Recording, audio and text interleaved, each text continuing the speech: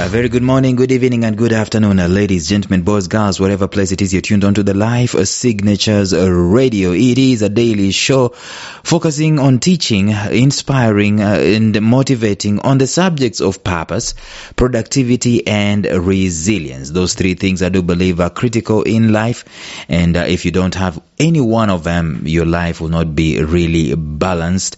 We do this every single working day by deploying a series. When we go into a series, it allows us to go deeper into a subject matter other than just brushing it through. Let me tell you, we have been doing this series that we are on for over 30 episodes, and let me tell you, it's possible for me to do that in one episode. It's possible for me to tell you 7 ways in which to raise a spirit-led child, and I do it in 15 minutes, and that's it. But you'll just be gleaning on the surface. So we are in the middle of this series. We've been talking about raising spirit-led children, and we're going to continue going deeper into it even in the episode today. We've done 6 ways. Let us continue on the 6th. Stay tuned.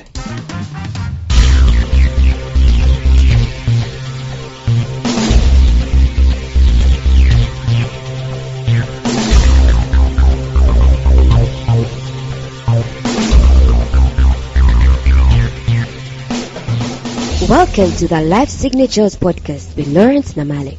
Lawrence is a life coach, author, and keynote speaker who loves to tackle different topics on purpose, productivity, and resilience. His mission in life is to awaken all your boundless possibilities available in you.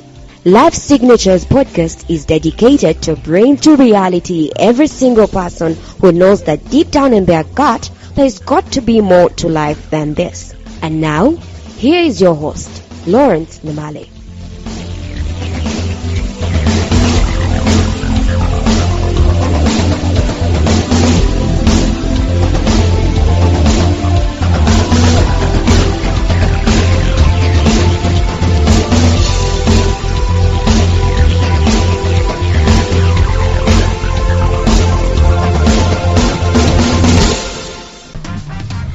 So, even as we continue doing this, let me just do for us a recap so we can be on the same page as far as where we've come from is concerned. We're saying you're not raising a spirit-led child if, number 1, you do not teach them to cherish the inner game.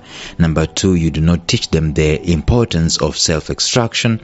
Number 3, you do not nurture and nourish their creative capacities.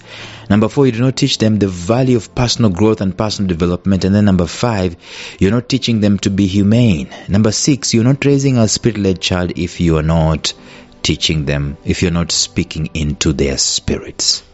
Very, extremely important. Now, on the aspect of speaking into the spirit of someone, we've talked about this, we've laid a foundation for it, and we've done quite a bit as far as that is concerned. And we've said that one of the things that you can do is to naming. Let me tell you this, just the fact that someone named you years ago doesn't mean that you've got to stick to that particular name. Names have meanings.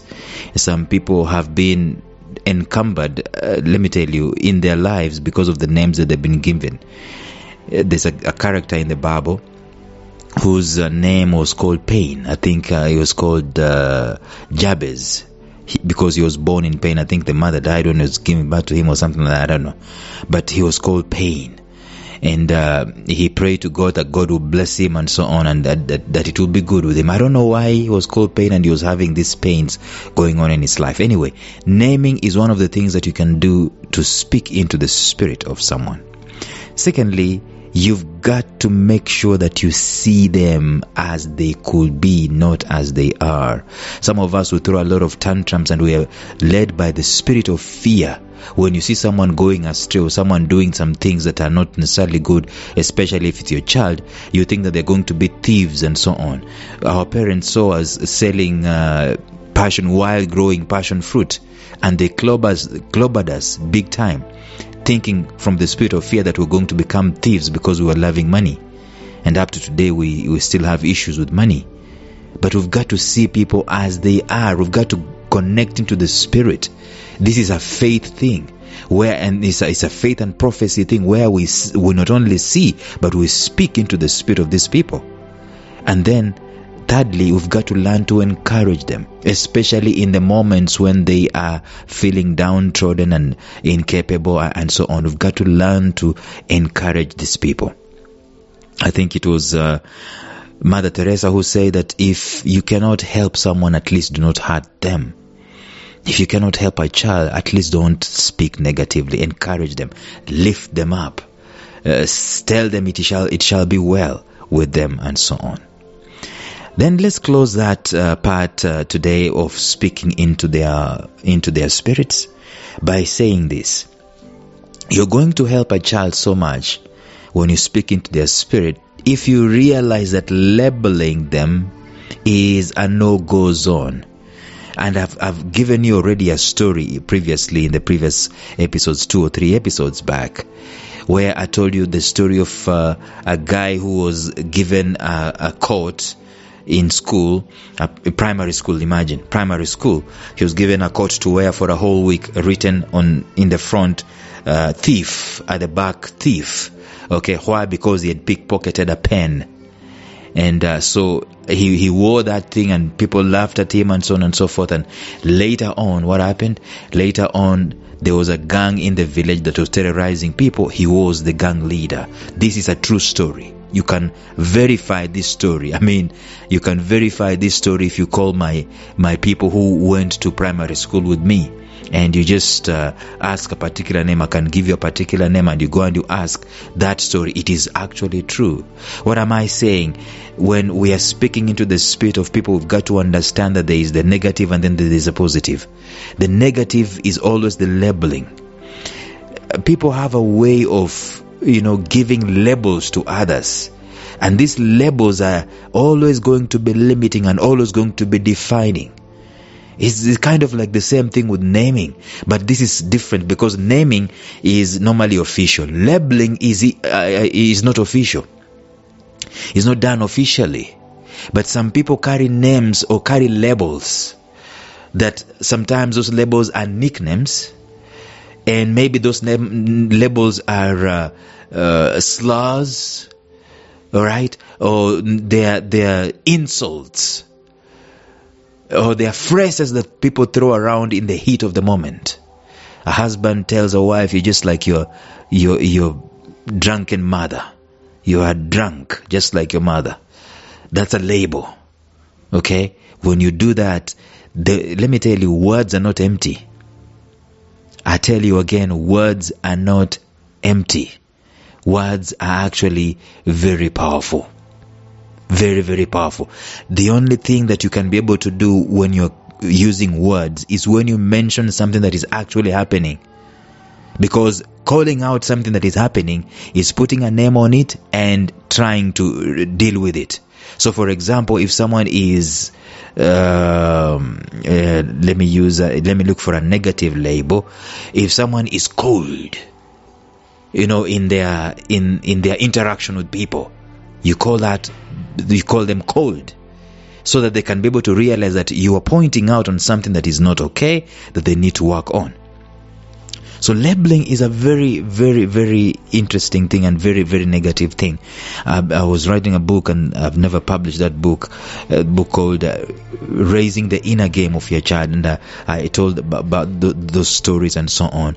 And this goes into someone's spirit, someone's heart, like the Bible says, a choice morsel. It's very interesting or very easy to eat it up. The labels, you can easily dish out labels and throw around labels and so on and so forth, but they don't stay on the surface. They go deeper and they cut deeper. They are painful. They are direct. They are not empty. They are potent. They are powerful. So labeling is not something that you want to do, even if you think it's casual, even if you think it's just it's just a word. The other day I was watching on social media, there was this guy, gospel artist called Lecrae, who was being interviewed, or he was interviewing someone, and they were having a conversation about cussing, cussing. and he was giving excuses that cursing is just sometimes when someone he was talking to was being interviewed, and she was she was an actor or something like that, and then she will say something like, my character allows me to curse and so on, and this is just words. No, it is not just words. Words are very powerful. We've said this over and over again. There are no casual words out there. Words or thoughts actually become words, and words become things. Therefore, at some point in time, we've got to realize that when we're raising spirit-led people, the words we unleash, the labels we brand, the labels we slap on people, they go a mighty long way. It's very easy for us to do the negative labeling. Very easy for us. We've done that, and some of us, we've grown up that way. We've grown up being labeled left, right, and center. But we need to flip that and realize that in the place of labeling, there is now the affirming, the affirmations that are going forth, the speaking forth, the speaking into someone's heart, speaking into someone's spirit from a prophetic, powerful, positive angle. It is a possibility for us to do that. So labeling is a bit different from naming, but just as powerful. And when you call someone stupid, for example, you are not speaking to their intellect. When you call someone daft, you're not speaking to their mind or intellect. You're actually speaking to their very core, their very spirit. So labeling goes not into the mind, goes not into the head. It goes into the spirit. It goes deeper than the heart. It goes into the spirit. It goes into their being. It goes into who they really are. And the good news is that the positive is also true. I'll never forget a story. This story happened to me. This happened to me quite a while back. This job I was doing, and I just got fed up with this particular job. I just got totally, absolutely fed up with it, and I wanted to get out. But problem is that there were no vacancies for me to fill, so I stayed there for years on end, cursing the job and hating on the job and just being a nuisance at the place. So it so happened that this company expanded, and they not really expanded, but they relocated, and they moved to a bigger building, a better building, and so on. And my responsibility was not to move together with them. For the sake of continuity, my responsibility was to wait at the place where the organization was and walk myself out of the job. Oversee the closure of that particular place. So people went, and the manager that had been appointed to oversee this transition passed by during the day, and he found me downcast. He found me low. He found me just like my mind was not there. My face was just downcast. And he called me aside. He started speaking to me. He said some things. He said, "You're a powerful man. You're a very intelligent, powerful man. You guy." The moment he spoke those words, it resonated in my spirit, and I broke down and I started crying. Long story short, by the way, this is very interesting. I got a friend of mine and brought her on board, and we started working together in the same place. Now that place turned around and started doing much better than the new place. Words are powerful. Labels are powerful. They are not empty. They go a long way. So let us be careful in raising spirit-led people. Instead of the negative labels, let us be intentional in giving them other labels, especially when they do something remarkable. Even when they don't do something remarkable, it is very critical at that particular moment of pressure, at that particular psychological moment. It is very easy for the both parties, for you to unleash a word and for them to easily receive a word, because the spirit is so much heightened, the psychology is so much heightened at that particular moment in time. So let us be careful. We're going to continue talking about raising spirit-led children in the next episode. But this episode today, it has brought to a close the sixth thing that is going to tell you you're not raising a spirit-led child. That is, if you're not speaking into their Spirit. In the episode tomorrow, we're going to look at the 7th. Until then, bye-bye.